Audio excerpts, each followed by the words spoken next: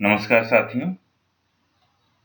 National testing agency द्वारा प्रायोजित राष्ट्रीय पात्रता परीक्षा के प्रथम प्रश्न पत्र शिक्षण अभिरुचि के इस व्याख्यान श्रृंखला के 13वें व्याख्यान में मैं अनूप कुमार पांडे, शिक्षा संकाय, केंद्रीय संस्कृत विश्वविद्यालय, आप सभी का एक बार फिर से स्वागत करता हूं। मित्रों, हम क्रमशः इस व्याख्यान श्रृंखला को आगे बढ़ा रहे हैं। कुछ हमारे साथियों का आया था फोन भी और मैसेज भी कि अब अनुसंधान प्रक्रिया को शुरू की जाए, किंतु इसके 1-2 बिंदु अवशिष्ट हैं जिसको हम आजकल में पूरे करेंगे। उसके बाद हम अनुसंधान की श्रृंखला को शुरू करेंगे। आज इस व्याख्यान में हम शिक्षण को प्रभावित करने वाले कारकों के विषय में परिचर्चा करेंगे। साथियों, आपने देखा होगा कि बचपन से लेकर के अब तक आपके जीवन में 50 से अधिक अध्यापक मिले होंगे, किंतु सभी अध्यापकों की अध्यापन शैली आपको उतना पसंद नहीं आई होंगी जितना कुछ एक की आई होंगी। प्रत्येक स्तर पर अध्यापक के शिक्षण पद्धति का सबसे बेहतर जो निर्धारक होता है वो उसका छात्र होता है। तो हर अध्यापक में यद्यपि इसीलिए अभिरुचि अभिक्षमता का परीक्षण ही होता है कि हम में जन्मजात योग्यता है या नहीं।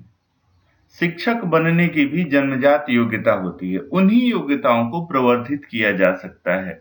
फिर भी आज ट्रेनिंग के माध्यम से हम उन्हीं योग्यताओं को प्रवर्धित करते हैं जो मूलतः विद्यमान है व्यक्ति में। तो कुछ एक चीजें ऐसी हैं जिनको व्यक्ति अगर सुधार करता है तो उसका शिक्षण अवश्य ही प्रभावशाली होगा। जैसे शिक्षक की मानसिक और शारीरिक योग्यताएं इसकी पहली कारक है, अर्थात मानसिक रूप से अध्यापक प्रबुद्ध होना चाहिए और उसकी शारीरिक क्रियाकलाप जो है इतना आकर्षक होना चाहिए कि अध्यापक के व्यक्तित्व से छात्र स्वयं आकृष्ट हो। व्यक्तित्व शब्द अपने आप में शारीरिक मानसिक गुणों के साथ साथ व्यक्ति के क्रियाकलाप, सामाजिक व्यवहार, उसकी वैयक्तिक उपलब्धियां, इन सबको समाहित किए हुए है। तो अगर अध्यापक की मानसिक और शारीरिक योग्यताएं उत्कृष्ट हैं तो निश्चित ही उसका शिक्षण भी प्रभावशाली होगा, ऐसा हम कह सकते हैं। फिर शिक्षक की शिक्षण संबंधी भी कुशलताएं अपेक्षित हैं। शिक्षण संबंधी कुशलताओं में वस्तुतः विषय वस्तु का ज्ञान प्राथमिक स्तर पर आता है। जिस विषय को हम पढ़ा रहे हैं उस विषय को अगर हम प्रतिदिन पुनराभ्यास करके फिर कक्षा में जाते हैं तो निश्चय ही हमें आत्मविश्वास रहेगा कि हम विषय वस्तु को बेहतर तरीके से प्रस्तुत कर सकते हैं। एक छात्र भी अध्यापक के इसी आत्मविश्वास को देखना चाहता है। तो विषय वस्तु अगर का बेहतर ज्ञान है अध्यापक के पास तो निश्चय ही उसकी संप्रेषण शैली भी तारतम्यतापूर्ण होगी, अर्थात विषय वस्तु का जो उपस्थापन करेगा वो विषय वस्तु परस्पर सहसंबंधित होंगे और सहसंबंधित होने से प्रवाह बनी रहेगी। प्रवाह बनने से अपेक्षानुसार अध्यापक शिक्षण युक्तियों का, शिक्षण प्रविधियों का भी प्रयोग कर सकता है। शिक्षण विधि और प्रविधि में सामान्य अंतर है। हम शिक्षण कौशलों के बारे में चर्चा करेंगे, शिक्षण विधियों के बारे में, तो उसमें हम ये अंतर करेंगे। तो शिक्षण एक किसी विधि के माध्यम से अध्यापक पाठ को प्रस्तुत करता है और उसमें कुछ प्राविधिक उपकरणों का और अपने द्वारा नव सृजित प्रविधियों का भी प्रयोग कर सकता है, सहायक सामग्रियों का प्रयोग कर सकता है। फिर तीसरा बिंदु है शिक्षण के विधियों पर अध्यापक का अधिकार होना चाहिए। शिक्षण विधि से तात्पर्य है कि यद्यपि अध्यापन शैली में व्याख्यान विधि की प्रमुखता होती है, किंतु सभी स्तरों पर व्याख्यान विधि के द्वारा ही अध्यापन नहीं हो सकता है। अतः अध्यापक को चाहिए कि जिस स्तर पर वो अध्यापन कर रहा है उस स्तर पर उपयोग की जाने वाली शिक्षण विधियों में उसका अधिकार हो। फिर कक्षागत परिस्थिति निर्माण में और वातावरण में दक्षता होनी चाहिए। परिस्थिति निर्माण अर्थात शुरू के सप्ताह के पहले दिन और सप्ताहांत के दिन में बालकों का मस्तिष्क अत्यधिक क्रियाशील रहता है सामाजिक कार्यों के प्रति, न कि शिक्षण के प्रति, क्योंकि बच्चों का वीकेंड का प्लान पहले से निश्चित होता है। कई बार उनके घर वाले भी निश्चित किए रहते हैं कि हम इस सप्ताहांत में यहाँ घूमने जाएंगे, तो अंतिम दिन बच्चों का अधिकाधिक ध्यान उधर रहता है। उसी प्रकार पहले दिन जब वो टूर करके वापस आते हैं तो बहुत सारी यादों को संजोए हुए लेकर के आते हैं, तो अधिकतर अवधान उनका उधर ही रहता है।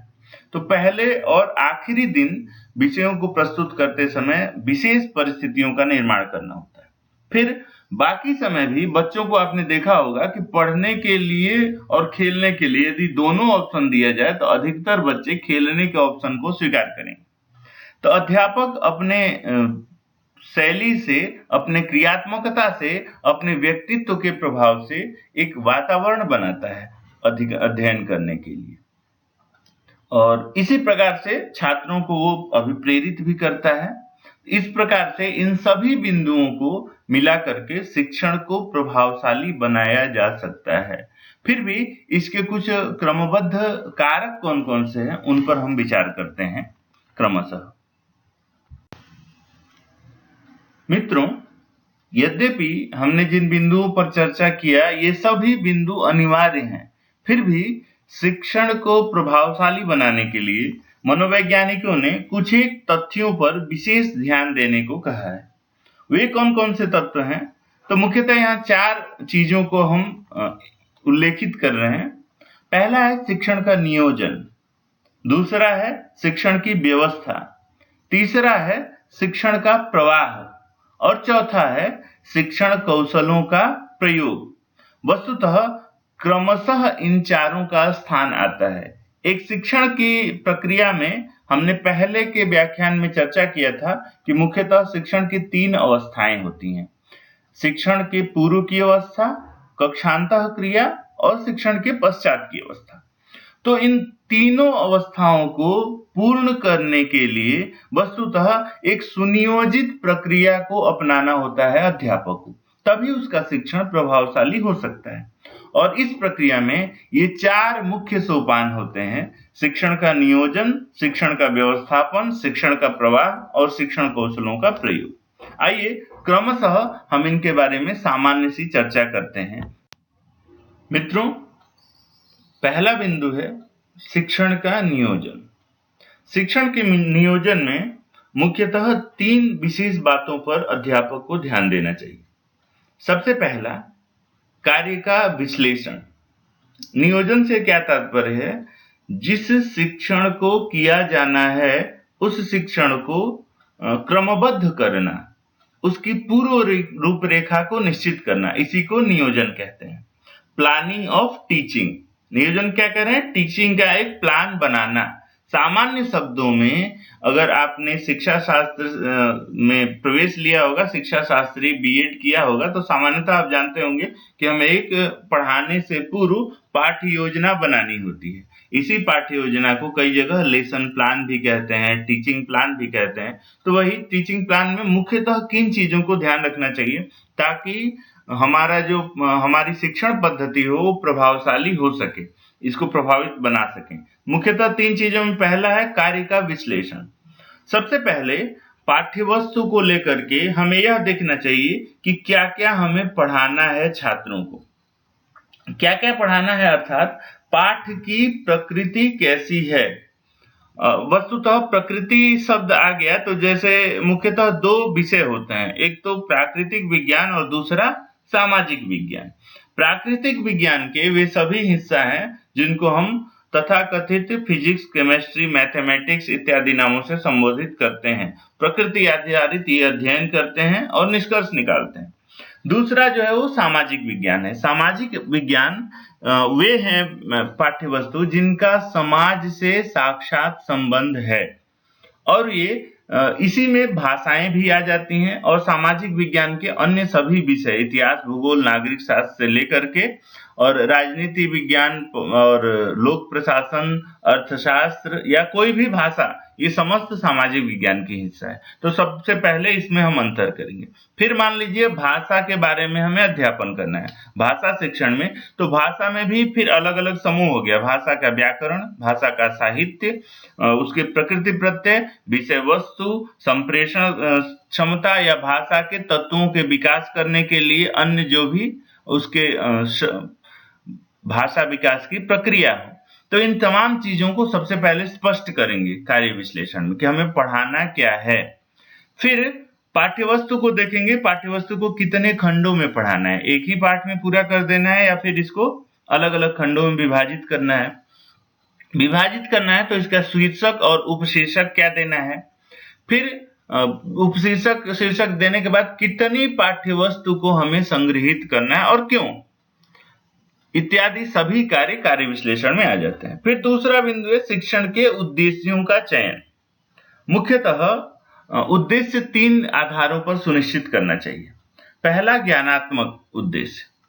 ज्ञानात्मक उद्देश्य में सबसे पहले किन पाठ्यवस्तु नवीन सूचनाओं को छात्र के समक्ष उपस्थापित करना है, अर्थात जो भी हम पाठ पढ़ा रहे हैं उस पाठ में निहित कौन से ऐसे तत्व हैं, वो कोई शब्द हो सकता है, कोई विषय वस्तु हो सकती है, कोई घटनाक्रम हो सकता है, कोई तथ्य हो सकता है, जिसका कि हमें छात्रों को ज्ञान कराना है।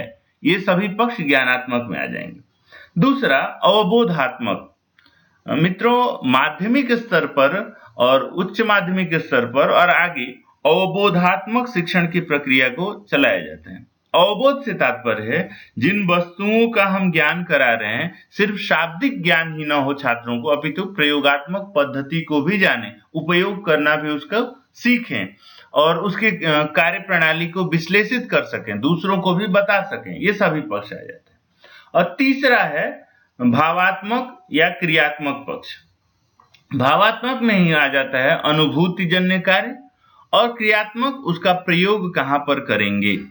तो इस प्रकार से इन कहीं कहीं 3 और कहीं कहीं 4 भागों में उद्देश्यों को विभाजित किया जाता है। ज्ञानात्मक, अवबोधात्मक और भावात्मक और कौशलात्मक, और कहीं कहीं ज्ञानात्मक, इसको कह अवबोधात्मक और क्रियात्मक। इस प्रकार से अलग अलग विभाजन करते हैं। वस्तुतः 3 मुख्य चीज होता है, आप स्पष्ट रखिएगा।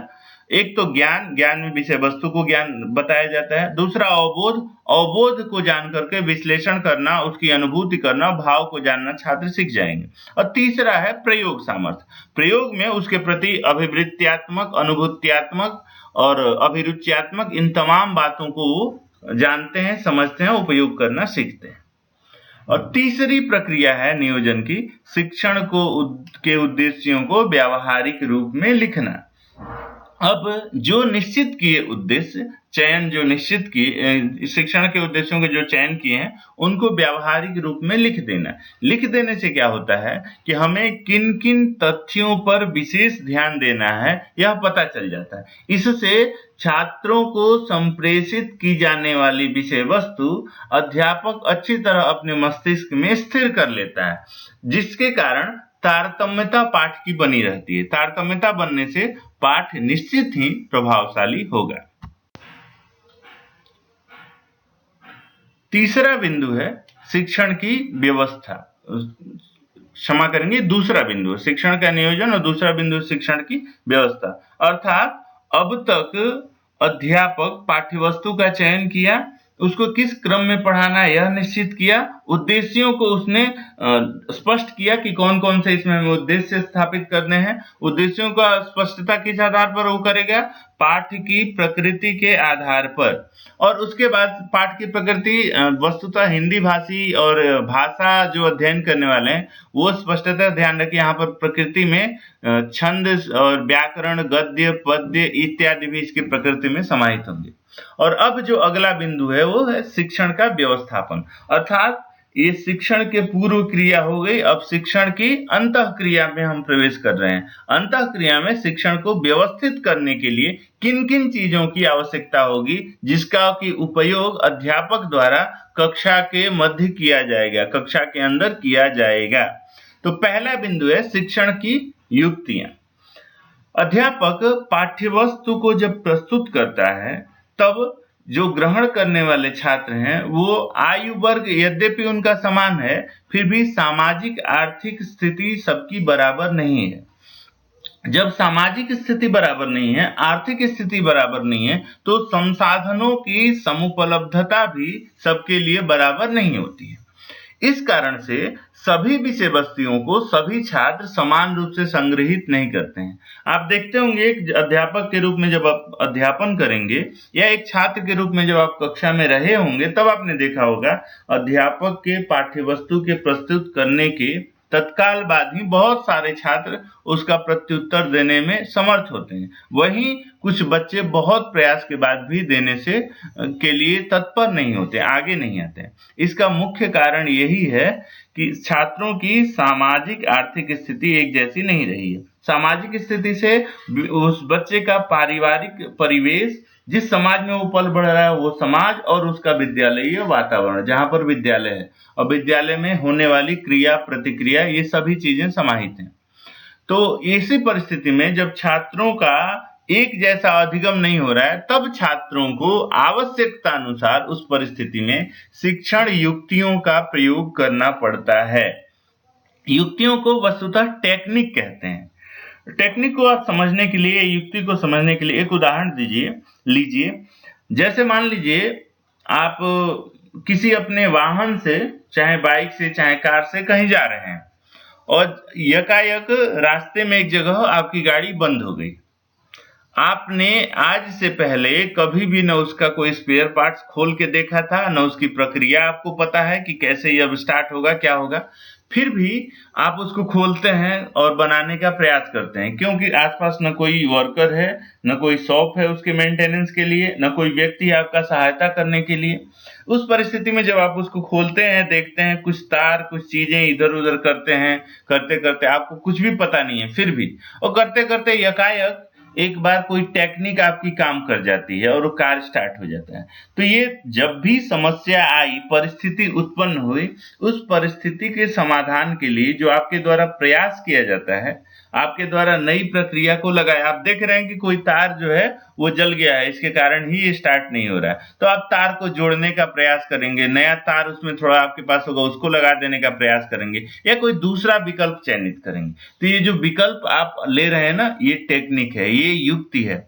अध्यापक भी जब पढ़ाने के लिए अग्रसर होता है तो पढ़ाते समय वो शिक्षण युक्तियों का प्रयोग करता है। इन युक्तियों से सभी छात्रों को अवधान हो जाता है विषय वस्तु के प्रति और उनका अधिगम हो जाता है आसानी से।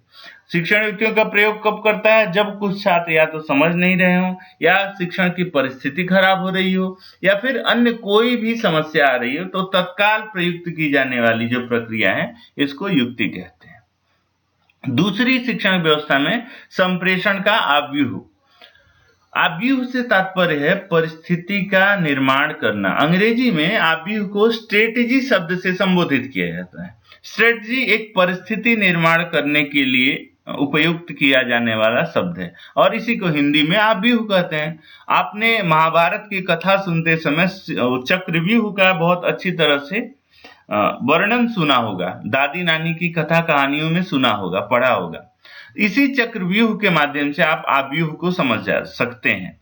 आव्यूह का तात्पर्य है संप्रेषण के लिए। क्या संप्रेषित करना है? विषय वस्तु या पाठ्य वस्तु को संप्रेषित करना है। इसको संप्रेषित करने के लिए एक परिस्थिति का निर्माण, अर्थात ऐसी परिस्थिति बना देना जिसके माध्यम से छात्र विषय वस्तु तक पहुंच जाएं। वो कक्षा में उनका अवधान नहीं है तो छात्रों का अवधान कक्षा में आ जाए। इसके लिए जो परिस्थिति निर्माण की प्रक्रिया है इसको बोलते हैं शिक्षण आव्यूह का निर्माण करना। और तीसरी व्यवस्था है दृश्य श्रव्य सामग्रियों का प्रयोग करना। मित्रों, दृश्य श्रव्य सामग्रियों को सहायक सामग्री के नाम से भी जाना जाता है। एक चीज आप स्पष्टता और ध्यान रखिएगा कि सहायक सामग्री का प्रयोग करना अनिवार्य नहीं है अपितु आवश्यक है। अध्यापक अपने शिक्षण को प्रभावशाली बनाने के लिए, बोधगम्य बनाने के लिए और छात्रों को आसानी से अधिगम हो जाए, इसके लिए कुछ सहायक सामग्रियों का प्रयोग करता है। ये सहायक सामग्री किसी कथा के रूप में हो सकते हैं, किसी वीडियो के रूप में हो सकते हैं, किसी चित्र के रूप में हो सकते हैं, किसी तथ्य के रूप में हो सकते हैं, या स्वयं ऐसा दृष्टांत जिसका अनुभव छात्रों ने किया हुआ है पहले, उसके रूप में भी हो सकते हैं। तो ये मुख्यतः शिक्षण की व्यवस्था में 3 चीजें आती हैं। एक तो शिक्षण की युक्तियों का प्रयोग, अध्यापक यह देखता है कि कैसे परिस्थिति पर नियंत्रण किया जाए, कौन सी टेक्निक अपना ली जाए। दूसरा, संप्रेषण के आव्यूह का निर्माण, उसको भी पता है कि छात्र जो है, जैसे मान लीजिए एक अध्यापक है पढ़ा रहा है, अब देख रहा है कि उसकी छुट्टी होने वाली है, बच्चों का स्पोर्ट्स का अगर पीरियड है उस समय और भी ये समस्या होती है, उनका आधा अवधान खेल में रहता है। तो परिस्थिति पर काबू पाने के लिए उनसे थोड़ा समय मांगता है, या ऐसे छात्रों को मोड़ता है कि वो विषय वस्तु के प्रति आकर्षित होते हैं, खेल के प्रति नहीं, और तत्काल में उस विषय वस्तु को समझने के लिए तैयार हो जाते हैं। और तीसरी बिंदु, सहायक सामग्रियों का उपयोग करना। ये शिक्षण के व्यवस्था के अंतर्गत, अर्थात शिक्षण को इस प्रकार से यदि व्यवस्थित कर दिया जाए तो शिक्षण निश्चित ही प्रभावशाली कर दिया जाए तो शिक्षण निश्चित ही प्रभाव। इसका तीसरा बिंदु है प्रभावशाली बनाने के लिए शिक्षण का प्रवाह। मित्रों, ये ध्रुव सत्य है कि अध्यापक, अभी हमने शुरू में भी चर्चा किया कि जितना उसका विषय वस्तु पर अधिकार होगा, और विषय वस्तु पर अधिकार के साथ साथ यह शाश्वत सत्य है कि अध्यापक को पाठ को प्रभावशाली बनाने के लिए जिस पाठ को वो कल पढ़ा रहा है उसको आज घर से पुनरावृत्त करके फिर से पढ़ करके जाना अनिवार्य है। अगर वो जा रहा है पढ़ करके तो निश्चय ही उसका शिक्षण जो है वो प्रभावशील बनेगा, प्रभावशाली बनेगा, प्रभावशाली बनेगा। प्रभावशाली से तात्पर्य है बिना रुके विषय वस्तु को छात्रों के मस्तिष्क के स्तर के अनुरूप उपस्थापित करना। इसके अंतर्गत प्रभावशाली रूप से पाठ्यवस्तु को प्रस्तुत किया जाए। प्रभावशाली रूप कैसा है कि शिक्षण यदि स्मृति स्तर पर है तो स्मृति स्तर पर हमें अपने आप को उतारना होता है। एक चीज ध्यान रखिए कि अध्यापक बहुत कुछ जानता है, बहुत विद्वान है, तो यह कभी अनिवार्य नहीं है कि वो छात्रों को भी संतुष्ट कर दे या सभी छात्र उससे संतुष्ट हो। क्यों? क्योंकि जिस स्तर पर अध्यापक अध्यापन कर रहा है, जब तक वो अपने आप को उस स्तर तक उतारेगा नहीं, तब तक छात्रों को अधिगम नहीं होगा। अध्यापक का शिक्षण कभी भी प्रभावशाली नहीं होगा। तो स्मृति स्तर पर यदि पढ़ा रहा है तो उसको अपने आप को उसी स्तर पर उतारना होगा। उतने देर के लिए उसको बच्चा बन जाना होगा, बच्चों की तरह। जैसे बच्चे एकदम निश्चल होते हैं, निर्द्वंद होते हैं, ईर्ष्या द्वेष से रहित होकर के किसी भी पाठ्य वस्तु को, किसी भी शब्द को बड़े बेझिझक उच्चारित करते हैं, उसी प्रकार से उच्चारण करना होगा, उसी परिस्थिति को जीना होगा, तभी उसका शिक्षण प्रभावशाली हो सकता है। उसी प्रकार यदि माध्यमिक स्तर पर अध्यापक पढ़ा रहा है तो भले अध्यापक का ज्ञान कितना भी हो, कितनी भी प्रबुद्धता हो, लेकिन अपने आप को माध्यमिक स्तर पर उतारना होगा। उस समय बच्चों की सोच किस प्रकार की रहती है यह हमें समझना होगा, तभी हम शिक्षण कर सकते हैं। हमारे तरह वो प्रबुद्ध नहीं है जो सभी विषय वस्तु को इतनी गंभीरता से स्वीकार करें। आपने कई बार देखा होगा, अध्यापक कुछ कहा, सभी बच्चे हंस देते हैं, परिस्थितियां, तो आपको भी हंस करके उस समूह में शामिल होना पड़ेगा, समूह के साथ रहना पड़ेगा। क्यों?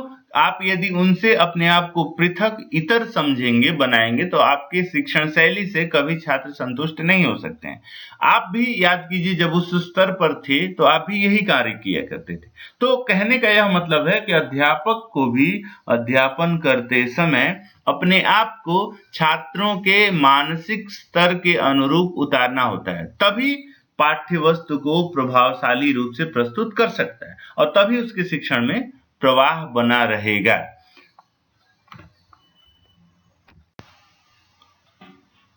साथियों, इसका चौथा बिंदु है शिक्षण कौशलों का प्रयोग। देखिए, कौशल शब्द अपने आप में बहुत सारे तथ्यों को स्पष्ट करता है, बताता है, और कौशल से तात्पर्य है कि शिक्षण के सारे ही कौशल अध्यापक में विद्यमान हों।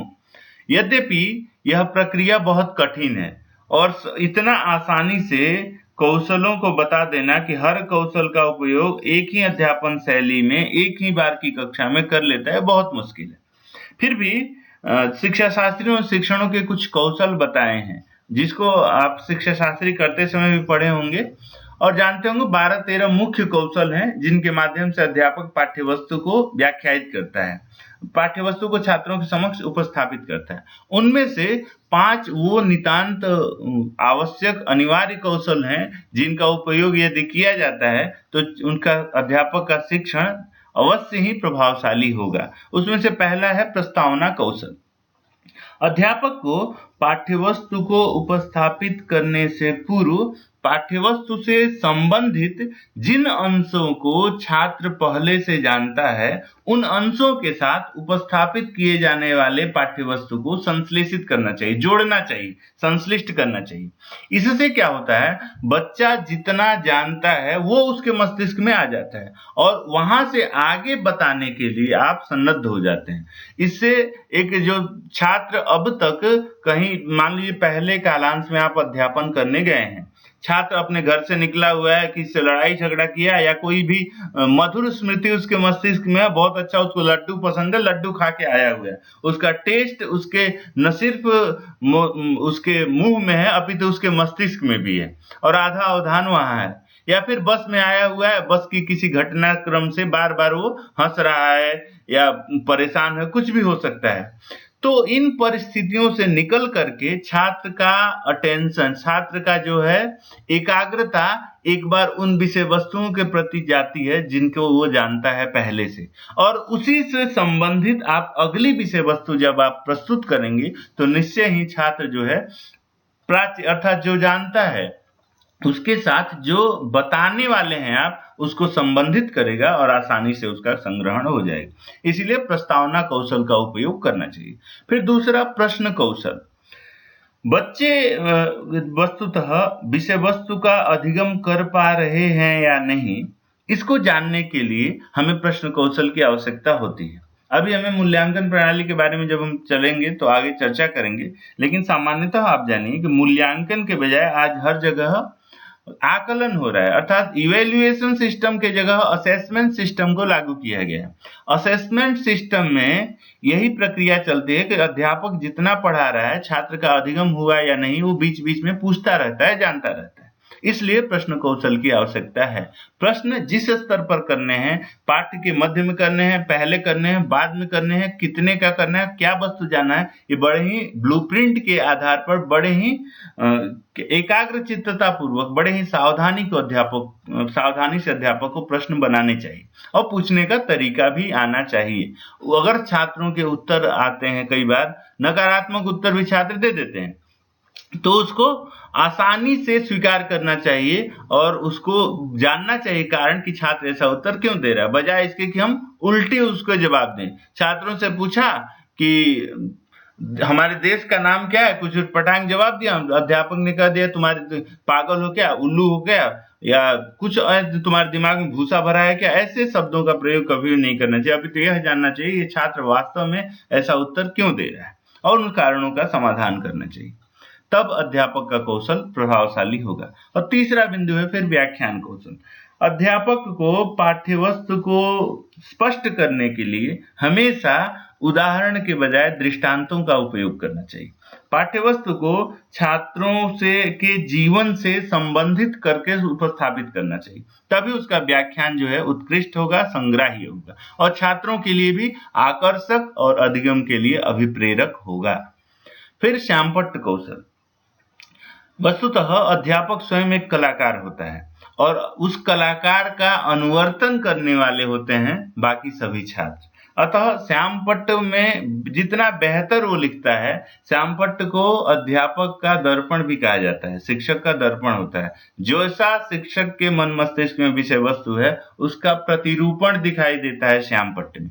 अतः बड़े ही बेहतर तरीके से यदि अध्यापक किसी वस्तु, किसी अक्षर को, किसी शब्द को लिखित करता है या फिर कोई रेखा चित्र बनाता है, कोई चित्र बनाता है, तो छात्र बड़े ही एकाग्र चित्तता पूर्वक उस चीज को संग्रहण करने के लिए तैयार होते हैं। उनका मन मस्तिष्क हमेशा उसके प्रति एकाग्रचित्त होता है, जिससे पाठ्यवस्तु को संग्रहणशीलता बनी रहती है। इसलिए इसका उत्कृष्ट रूप से प्रयोग करना चाहिए। फिर उद्दीपन परिवर्तन कौशल। मित्रों, अध्यापन एक ही शैली में शुरू से लेकर के अंत तक किया जाए तो छात्रों के लिए उबाऊ होगा, उब जाएंगे। इसलिए मध्य मध्य में, बीच बीच में अपने अध्यापन शैली, संप्रेषण शैली में उद्दीपन और परिवर्तन करना चाहिए। छात्रों को शाबाशी, हाँ तुम बोलो, बहुत अच्छे, बहुत बढ़िया कहा, अच्छा तुम बोलो, अच्छा आपको ये पता है कि इसको भी आप ऐसे कर सकते हैं, अच्छा रोहन तुम बोलो, तुमने इसके बारे में क्या सोचा था, फिर वो बताएगा। अर्थात आप परिस्थिति के अनुसार उनको शाबाशी भी दीजिए, उनकी तारीफ भी कीजिए, परिस्थिति को मोड़ने के लिए अपने भाव भंगिमाओं, आंगिक चेष्टाओं से भी में भी परिवर्तन कीजिए, जिसके कारण छात्र आप तक जो है, आप छात्रों का कंसंट्रेशन, एकाग्रचित्तता बनी रहे, आपके प्रति भी और पाठ्य वस्तु के प्रति भी। तो साथियों, इस प्रकार से हमने इन शिक्षण कौशलों के बारे में सामान्य रूप से चर्चा किया है। अगर आपके कुछ प्रश्न रहते हैं या आपकी आशंका रहती है तो आप हमें कमेंट बॉक्स में लिख करके बताएंगे। अगले व्याख्यान में हम उस चर्चा को समाहित करते हुए फिर अगले व्याख्यान की शुरुआत करेंगे। और एक चीज को हमें ध्यान रखना चाहिए कि अध्यापक का शिक्षण कौशल ये हर व्यक्ति का, हर अध्यापक का अलग अलग होता है। यद्यपि हम किसी के साथ, एक अध्यापक के साथ दूसरे अध्यापक की तुलना नहीं कर सकते हैं, ना ही किसी व्यक्ति का दूसरे व्यक्ति के साथ तुलना कर सकते हैं। ईश्वर की बनाई प्रत्येक कृति बहुमूल्य है, सबका अपना वैयक्तिक विशिष्टता है। फिर भी चूंकि आज शिक्षण जो है व्यवसायोन्मुख है, तो व्यवसायोन्मुख होने के लिए, शिक्षण व्यवसाय अपनाने के लिए शिक्षण संबंधी कुशलता होनी चाहिए और अध्यापक का शिक्षण कौशल प्रभावशाली होना चाहिए, संप्रेषण को प्रभावशाली होना चाहिए, तभी अध्यापक बेहतर शिक्षक के रूप में जीवन जी सकता है। इसलिए आप इस चीज को हमेशा ध्यान रखें। कई बार यह भी प्रश्न आता है कि क्या शिक्षण को किसी व्यक्ति को प्रशिक्षित करके अध्यापक बनाया जा सकता है?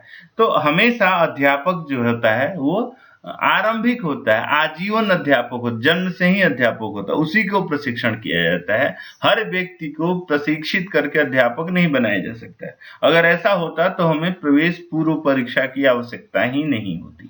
फिर भी जिसमें है गुण, उसी गुणों का विकास करके हम उसको बेहतर अध्यापक के रूप में समाज के समक्ष उपस्थापित करते हैं। इसी के साथ धन्यवाद सभी को। आपकी जो भी आशंका होगी आप लिख करके बताएंगे।